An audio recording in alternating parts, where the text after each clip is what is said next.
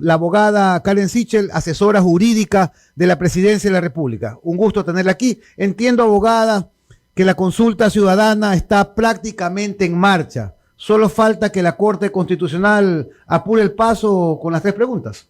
Sí, muchas gracias por la invitación. Así es. La Corte Constitucional la semana pasada ya calificó 8 de las 8 preguntas presentadas vía enmienda por el presidente. ¿Esto qué significa? En las elecciones de febrero, los ecuatorianos tendrán la oportunidad de pronunciarse respecto de 8 preguntas que buscan reformar la Constitución para tener más seguridad, más representatividad y proteger el medio ambiente. Ahora bien, la Corte Constitucional todavía no ha calificado las preguntas que no van a modificar la Constitución, pero sí van a crear reformas a las leyes, particularmente para endurecer las penas para el crimen organizado que extorsiona, para mandar los bienes decomisados e invertirlos en educación de los adolescentes y de los jóvenes, y también para promover el empleo de las personas mayores de 45 años. Estamos a la espera todavía.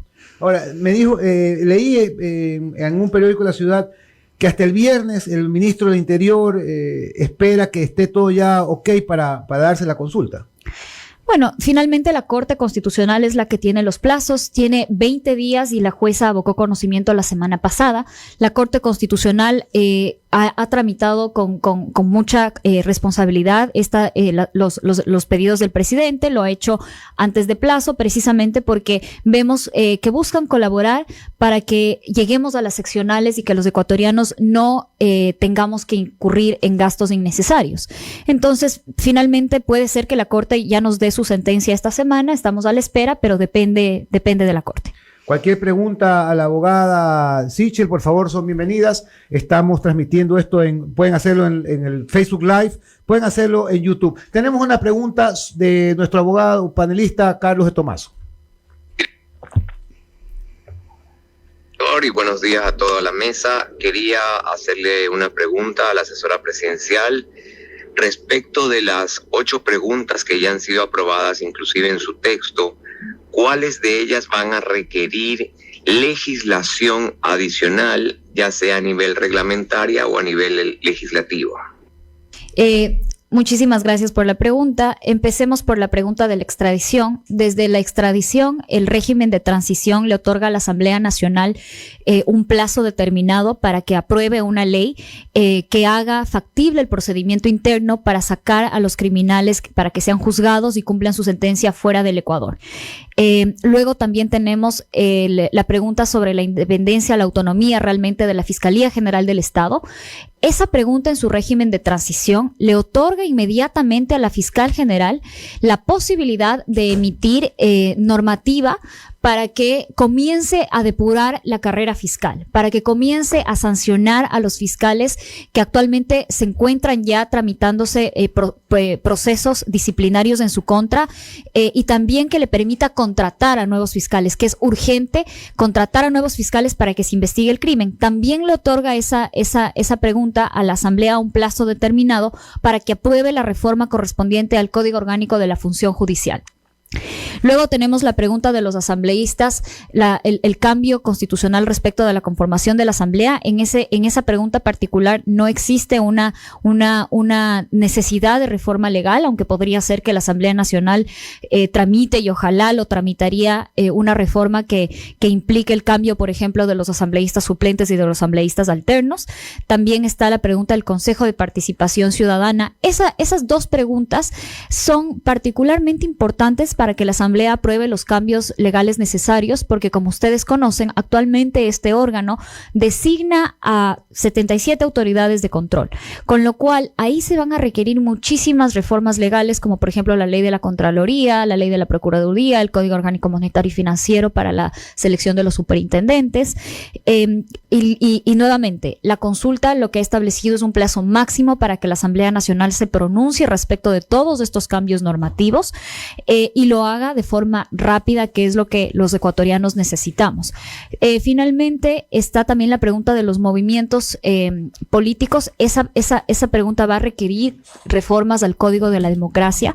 También se le otorga un plazo a la Asamblea Nacional para que cumpla con las reformas e implemente inmediatamente el cambio constitucional, sin perjuicio de lo cual el régimen transitorio prevé que el Consejo Nacional Electoral comience a depurar y a reducir los partidos políticos inmediatamente una vez de que se apruebe la pregunta.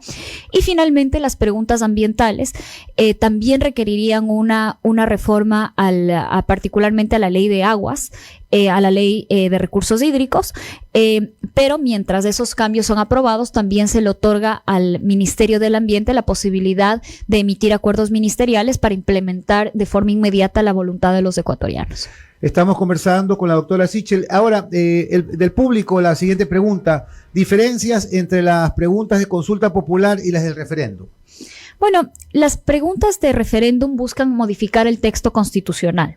Esto es sumamente importante porque nosotros aprobamos una constitución en el 2008, nos rige una constitución del 2008 que fue aprobada en Montecristi, en donde de una manera bastante irresponsable se crearon experimentos, pero se los pusieron a nivel constitucional. Es decir, cambiar esos experimentos es muy difícil. Con lo cual, por ejemplo, actualmente tenemos un Consejo de Participación Ciudadana que es un experimento ideológico que se aprobó en Montecristi, y esos cambios son muy difíciles de hacer, no se pueden hacer a través de procesos normativos, normales, digamos legales, sino que requieren necesariamente el pronunciamiento del soberano.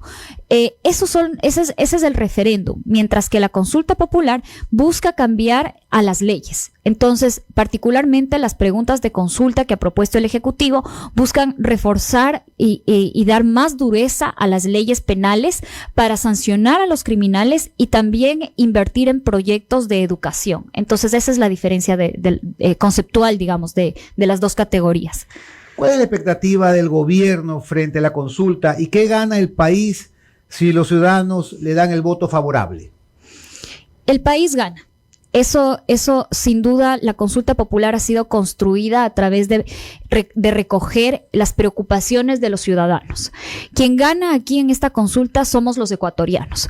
Esta consulta no se ha hecho con ningún tinte político. De hecho, la Corte Constitucional, una de las revisiones que efectúa para dar paso a las preguntas es que no beneficia a ningún partido político, y la Corte ha sido muy estricta al revisar esto, y finalmente nosotros en la construcción de las preguntas hemos evidenciado que hemos buscado que los ecuatorianos ganen. De hecho, la consulta popular en muchas preguntas depura a nuestra clase política, depura a los fiscales, por ejemplo, busca la depuración de nuestro servicio público para que los ecuatorianos ganen con mejores instituciones más sólidas para luchar contra el crimen, una fiscalía realmente autónoma para investigar los crímenes y los delitos.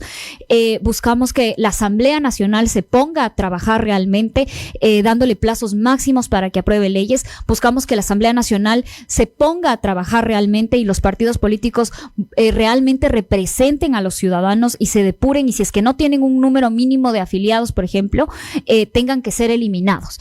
Entonces, la ciudadanía gana más seguridad y también más representatividad.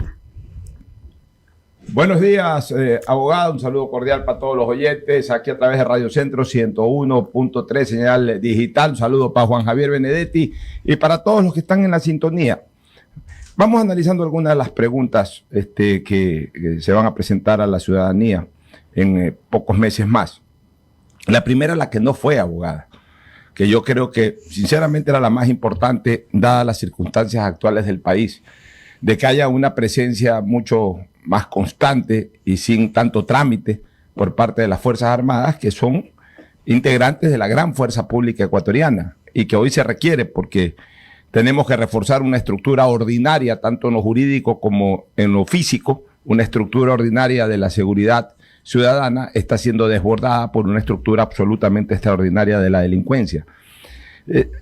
¿Por qué no se pudo hacer algo similar a lo que se hizo con la pregunta 6? Es decir, quizás desdoblarla, quizás darle una interpretación más acorde a lo que piensan estos señores de la Corte Constitucional.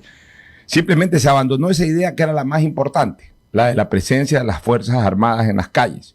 No hubo otra forma de plantearla como para que al final de cuentas se logre ese objetivo. ¿Ahí qué pasó? El presidente volvió a presentar la pregunta. No es una idea que se ha abandonado. De hecho, el presidente ha insistido con esa propuesta, porque nosotros desde el Ejecutivo evidenciamos la necesidad de que las Fuerzas Armadas y la Policía Nacional trabajen en conjunto. La volvió a presentar a la Corte Constitucional la semana pasada, pero el problema va a ser que la Corte Constitucional ya determinó que esa pregunta se tiene que aprobar vía reforma parcial. ¿Qué significa?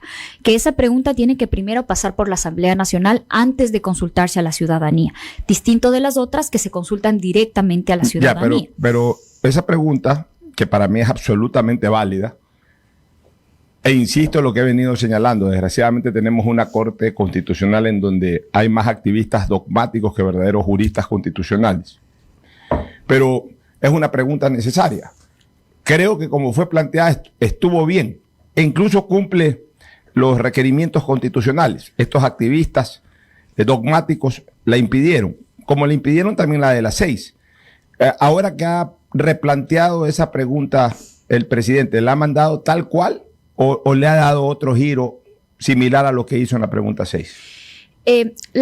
Nosotros volvimos a plantear la pregunta 6, que recordándole a la ciudadanía tenía que ver con el Consejo de Participación Ciudadana. La dividieron en dos. La dividimos en dos. Y la cambiaron un poquito y se las aprobaron. Así es. Con la 1 no ocurrió lo mismo. Precisamente se hizo eso porque la Corte nos dijo en su sentencia, palabras más menos, si es que ustedes hubieran propuesto esto, yo hubiera dicho que sí.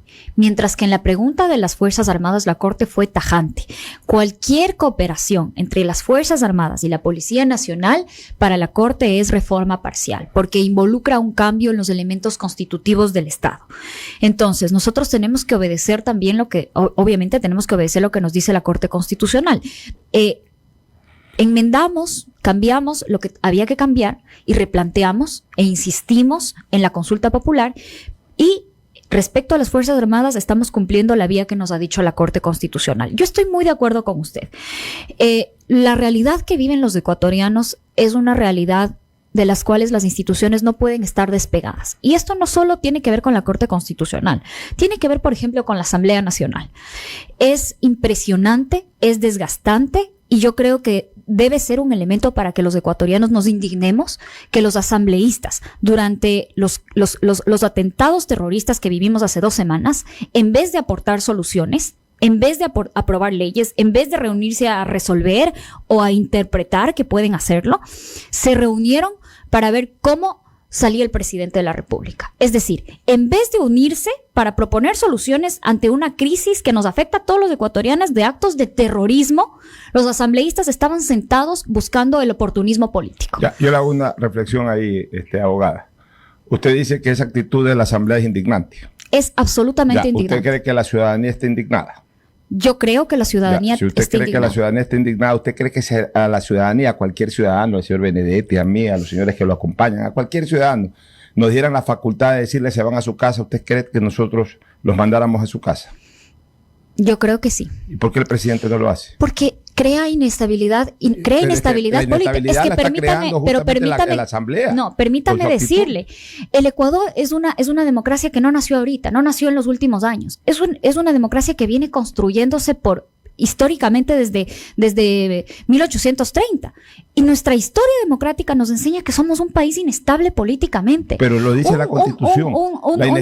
Perdón, solamente con una reflexión. La inestabilidad la generan acciones inconstitucionales, no acciones constitucionales. Mire, la consulta popular tiene una pregunta clave para lo que usted está reclamando. Usted está haciendo un reclamo completamente válido que creo que todos los ecuatorianos compartimos, que es nuestro hastío hacia nuestra clase política, nuestro hastío hacia asambleístas que en vez de ponerse a trabajar por fortalecer a la fuerza pública, en vez de ponerse a trabajar para leyes que castiguen a los criminales, están sentados buscando el oportunismo político. Yo estoy de acuerdo con usted. Pero ese hastío no se va a cambiar vulnerando la estabilidad institucional. Ese hastío se va a cambiar cuando nuestros movimientos políticos, cuando nuestra clase política sea más representativa y sea más preparada. ¿A qué llama usted más representativa y más preparada? Y yo aquí quiero terminar, porque 2 de las preguntas de la consulta popular apuntan precisamente a eso, a quienes están cansados de los políticos de siempre, a quienes están cansados con los políticos que van y se sientan a calentar el puesto. La primera pregunta es sobre los la depuración de los movimientos políticos. ¿Y en qué se depuran a los movimientos políticos ahí? Lo que se está haciendo con la consulta popular se va a requerir, actualmente nosotros tenemos 272 movimientos políticos, lo cual es una absoluta locura. Pero lo que está haciendo la consulta popular es exigiéndoles a los movimientos políticos que tengan una real vinculación con la ciudadanía, ¿ya? Y eso implica la depuración de los movimientos políticos, porque se van a reducir, porque ahorita tenemos movimientos políticos de escritorio que no sirven para nada, solamente sirven para recibir fondos públicos. Y lo que está haciendo la consulta los va a poner en orden. Va a haber una supervisión del Consejo Nacional Electoral, van a tener que realmente acreditar que tienen una vinculación con la ciudadanía. Es que realmente es impensable que existan movimientos políticos con una sola persona, que puede darse en el Ecuador, o existen 80 movimientos políticos con 10 personas. ¿Usted sabe lo que es eso? Que 10 personas puedan proponer candidatos y puedan recibir dinero del Estado. Entonces, el problema, el punto al que quiero llegar es que el problema institucional del Ecuador es mucho más profundo que quienes están ahorita ahí. El problema institucional del Ecuador es un problema estructural y es por eso que el presidente ha apuntado a medidas de largo plazo, a medidas que hagan cambios reales, que quizás que buscan una reflexión de la ciudadanía para decir, ok, no podemos seguir en el cambio de siempre, no podemos vivir en la misma inestabilidad, repitiendo la historia de siempre. Necesitamos que alguien se siente a pensar no en la coyuntura, se siente a pensar a futuro, y es lo que hace la consulta popular. Yo le quiero hacer un par de reflexiones, abogada. Uno, es muy difícil. Lo de fondo, doctrinario que usted está señalando puede ser lo correcto, como funcionan otras democracias en el mundo, en Estados Unidos, primer mundo. Pero acá en el Ecuador en realidad es muy difícil, no es muy difícil, es imposible tener partidos políticos que tengan 200 o 250 mil afiliados y que esos afiliados respondan como afiliados a un partido político. Eso en la práctica no existe. Queremos mejorar la representatividad, especialmente legislativa en el país. ¿Por qué no se cambia más bien el sistema de elección para el poder legislativo? Por ejemplo, que en lugar de ser pluripersonal, sea unipersonal. Las provincias pueden distritalizarse acorde a la cantidad de legisladores que tienen que enviar. Puede distritalizarse y en esa distritalización cada organización política pone un candidato. El que saca más votos entra por la mayoría, el que saca en segundo lugar la votación entra por la minoría y punto. Que la gente verdaderamente vote por un candidato, no que vote por el que encabeza la lista o por el número del partido político y va llevando consigo a 3, 4 o 5 personas que ni siquiera los conocen. Los conocen menos que a este chico Rodríguez que acaban de convocar a la selección ecuatoriana. Esa es la realidad. Esa es la realidad. O sea, más bien, ¿por qué no buscamos estos cambios de fondo que verdaderamente mejoren la representatividad? Sin descartar que lo que se está planteando es interesante, algo puede ayudar, pero creo que hay otros temas que pueden ser tratados más a fondo y que verdaderamente pueden solucionar el problema del país, sí, desde el punto de vista de la representatividad. No es que algo pueda ayudar. El cambio que se está proponiendo a través de la consulta popular es un cambio estructural a toda la clase política.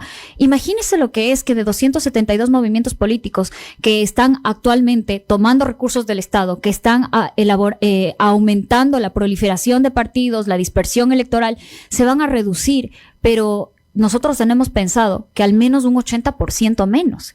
O sea, ese es un cambio pero sustancial, porque ¿eso qué va a significar?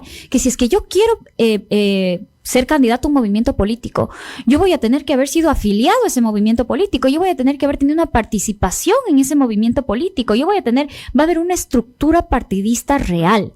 Y eso,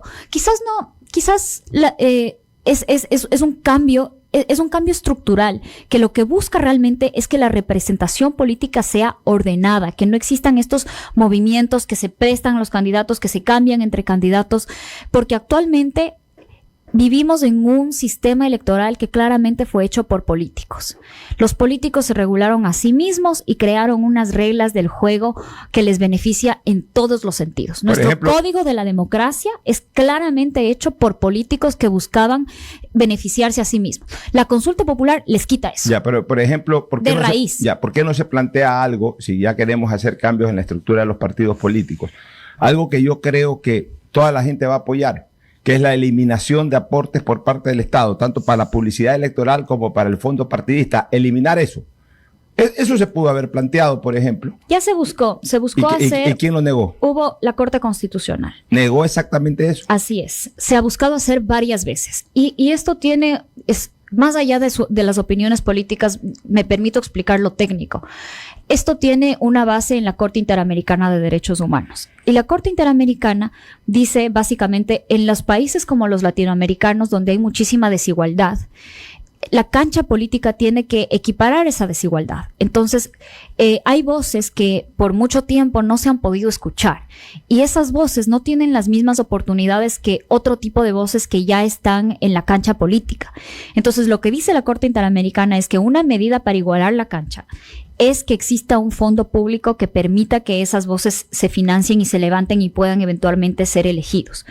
Esa tesis de la Corte Interamericana de Derechos Humanos ha sido repetida varias veces por la Corte Constitucional y ha determinado que precisamente en función del principio de igualdad y de participación política no se puede eliminar ese fondo. Y esto me lleva a una reflexión más grande, que es que el Ejecutivo ha planteado soluciones que son estructurales, por eso están en la Constitución. No estamos hablando ahorita porque lo que usted sugiere es una reforma al Código de la Democracia. Estamos cambiando y reseteando todo nuestro movimiento todo nuestro sistema de partidos políticos, todo desde sus bases. Pero lo que nosotros hemos hecho también seamos realistas. No podemos proponer cosas que la Corte ya ha negado previamente. No podemos proponer temas que la Corte Interamericana ha dicho que vulneran derechos. Es decir, somos realistas en los cambios que podemos implementar y que son urgentes y son necesarios, pero que además nos van como están en la Constitución, nos van a cambiar el paradigma a los partidos políticos y van a obligarles a que realmente representen a la ciudadanía y sean supervisados, porque ahorita lo que viven los movimientos políticos viven sin ningún tipo de control. Viven, como dicen, de agache. Estamos conversando con la abogada Karen Sichel, la asesora jurídica de la Presidencia de la República. ¿Qué van a hacer para que la Asamblea, en la que no tienen mayoría, aprueben todos esos cambios legales sin deformar la consulta? Sí, yo creo que uno de las bondades de la consulta ciudadana es que promueve el debate sobre temas que exceden la coyuntura. Ahorita nosotros solamente con una pregunta de la consulta hemos hablado de reformas al Código de la Democracia, de jurisprudencia de la Corte Interamericana, es decir, nos permiten salirnos del día a día para hablar de temas estructurales de fondo que realmente van a tener un efecto en la vida de los ecuatorianos. Y yo creo que ese debate público que promueve la consulta ciudadana va a hacer que los ecuatorianos comiencen a demandar más de sus representantes. Los asambleístas tienen que entender, esperemos que más temprano que tarde, que los ecuatorianos tenemos una prioridad, que es la unidad nacional para aprobar las leyes necesarias para combatir al crimen y al crimen organizado.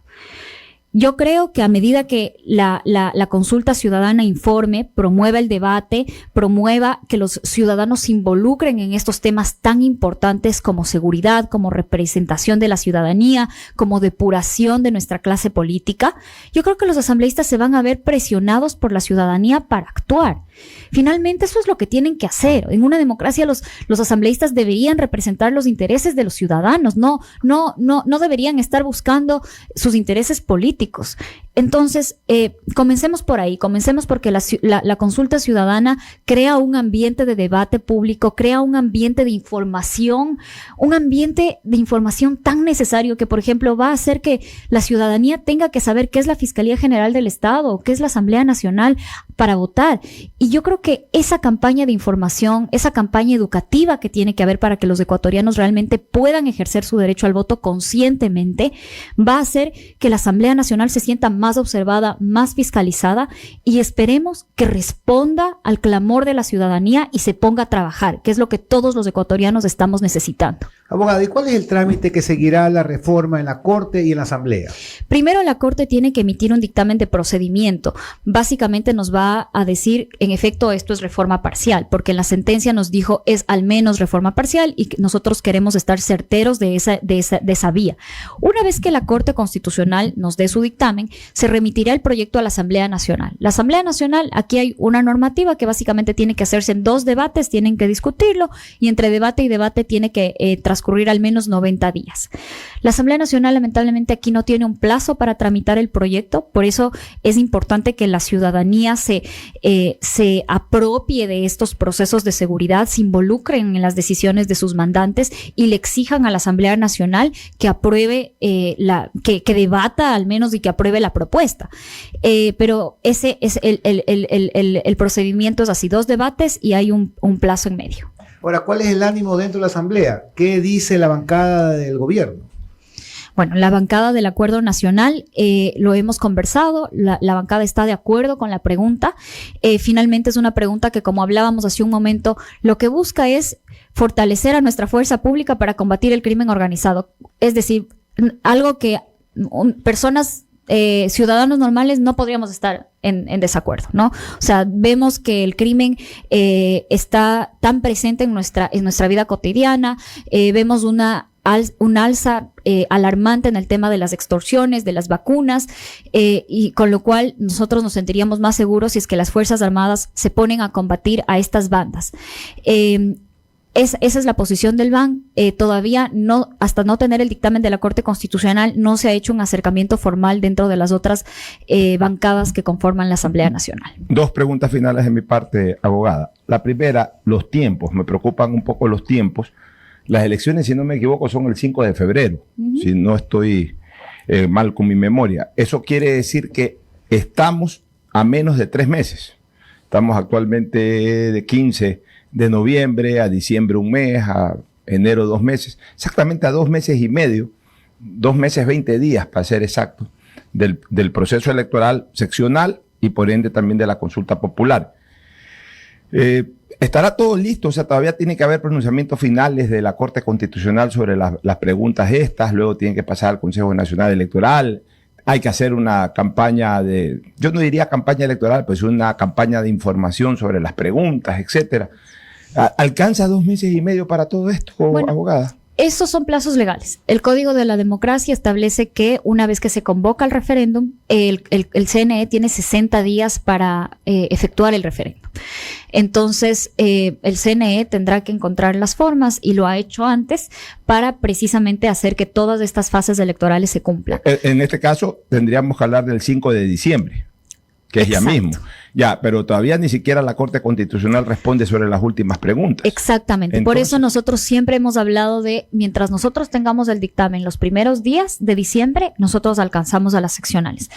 Y si no, ¿habría consulta fuera de las seccionales? No, si no, el presidente ya tiene 8 preguntas que son lo suficientemente robustas para ponerse en conocimiento de la ciudadanía. Pero nosotros hemos visto cómo la Corte Constitucional ha asumido esta tarea con mucha responsabilidad. Ha emitido sus sentencias dentro de los plazos e incluso antes de sus plazos, porque las instituciones buscan que los ecuatorianos no incurramos en gastos innecesarios. Y también esa es la voluntad del gobierno. Con lo cual, yo creo que estamos dentro de los tiempos para llegar a las seccionales. Ojalá. Y la última pregunta. Digamos que la gente vote sí a buena hora, pero digamos también que la gente vote no en muchas o en todas las preguntas a mala hora, porque creo que por lo menos se está intentando hacer un cambio, pero es una posibilidad real. Si se da esa posibilidad, no está dentro del imaginario del gobierno en algún momento plantear una nueva consulta, pero para convocar a una asamblea constituyente sin plenos poderes, es decir, una asamblea constituyente que no vaya a cambiar en este momento autoridades, que lo hacen las asambleas constituyentes con plenos poderes, sino una asamblea que vaya directamente a una reforma integral o parcial de la constitución política del Estado, porque el problema final es que nos encontramos con lo mismo, de que esto no es constitucional, de que esto no va acorde a las normas constitucionales. Entonces, los verdaderos cambios de fondo requieren de reformas constitucionales más que de enmiendas, y eso solamente lo puede hacer una constituyente. El Ejecutivo está utilizando todas las herramientas dentro de la Constitución para hacer los cambios que los ecuatorianos necesitan. Solo ahorita estamos hablando de la consulta popular, de reformas legales y de referéndum constitucional. Solo en esta propuesta que nos compete debatir en este momento. En cualquier caso, digamos que hay preguntas que esperamos que no pasen, porque a ver, la consulta popular ha sido construida sin ninguna bandera política.